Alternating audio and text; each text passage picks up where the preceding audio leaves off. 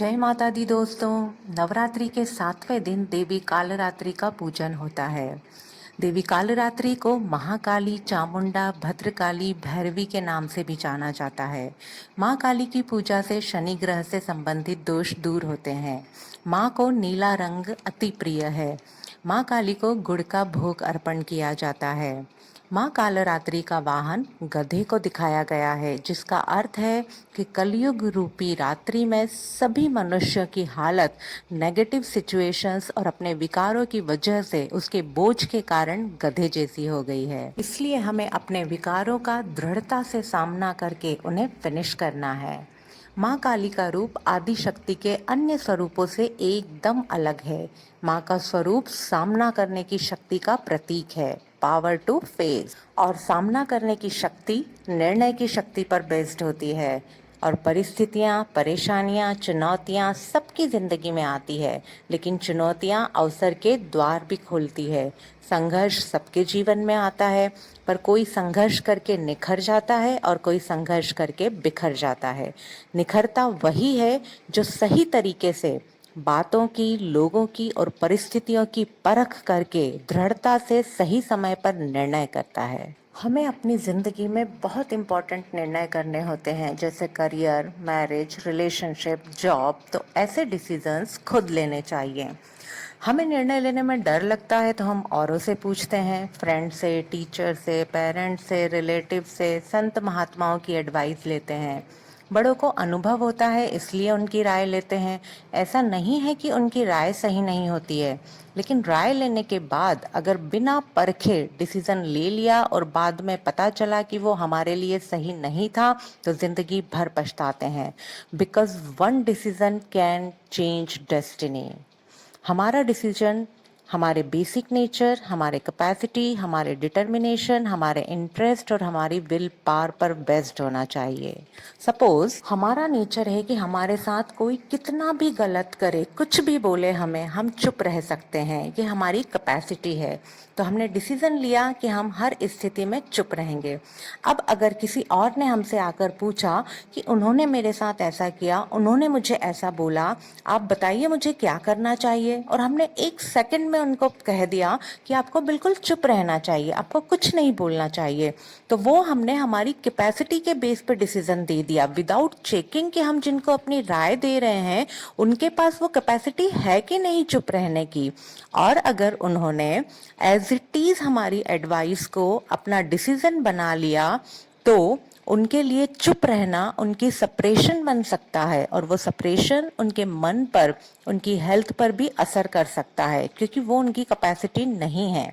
इसलिए निर्णय खुद खुद के लेने चाहिए और दूसरों के निर्णय भी कभी नहीं लेना चाहिए। और एक बार जब हमने निर्णय ले लिया तो फिर उस पर स्टेबल रहना चाहिए, क्योंकि निर्णय के परिणाम के रूप में जो बातें सामने आएंगी हमें उनका भी सामना करना पड़ेगा। हमें लोग हमारा मजाक उड़ाएंगे, हमारी बातें बनाएंगे, हमारी निंदा करेंगे, हमारे निर्णय में बाधा डालेंगे, रोकने की कोशिश करेंगे, हमें सब चीज़ों का सामना करना पड़ेगा।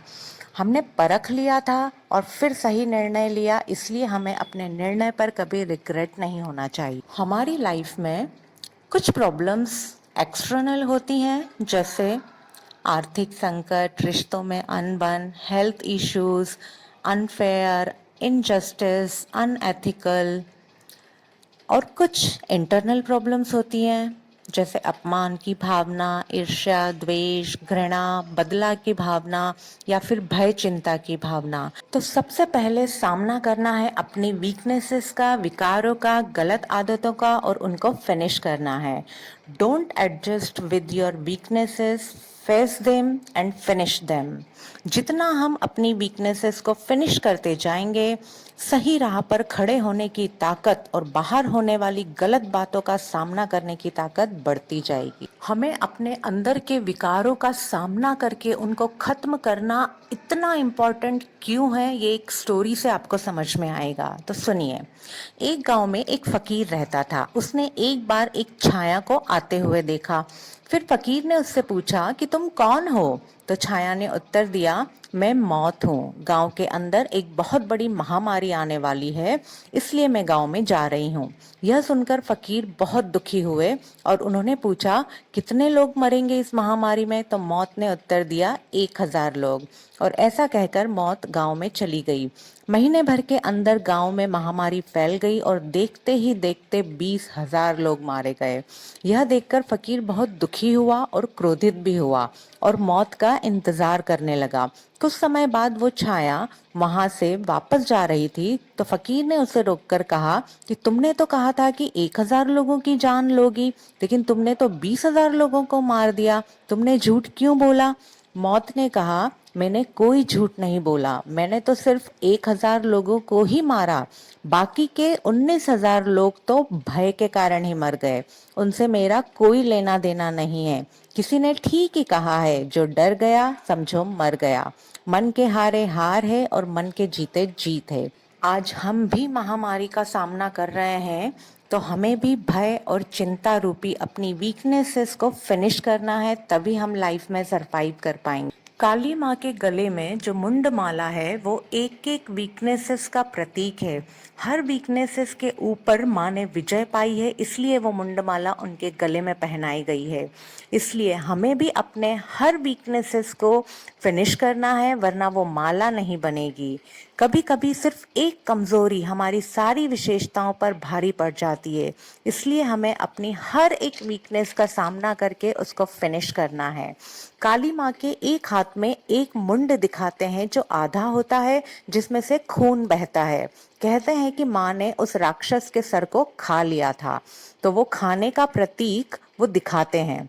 विच मीन्स कि अगर हमें अपनी कमजोरियों को खत्म करना है तो जो मेन स्कल है, मतलब जो सबसे बड़ा विकार है, सबसे बड़ी वीकनेस है, उसको पूरी तरह से खा लो, फिनिश कर दो। वो विकार है अहंकार।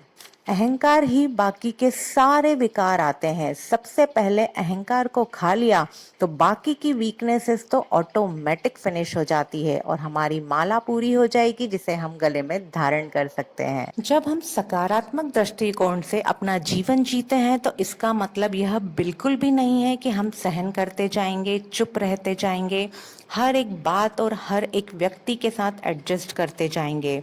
जब ये करते हैं तो हमें ये ध्यान रखना पड़ेगा कि सामने अगर कुछ गलत हो रहा है, कोई इनजस्टिस हो रही है, कोई चीज़ अनएथिकल हो रही है, उसके साथ एडजस्ट नहीं करना है।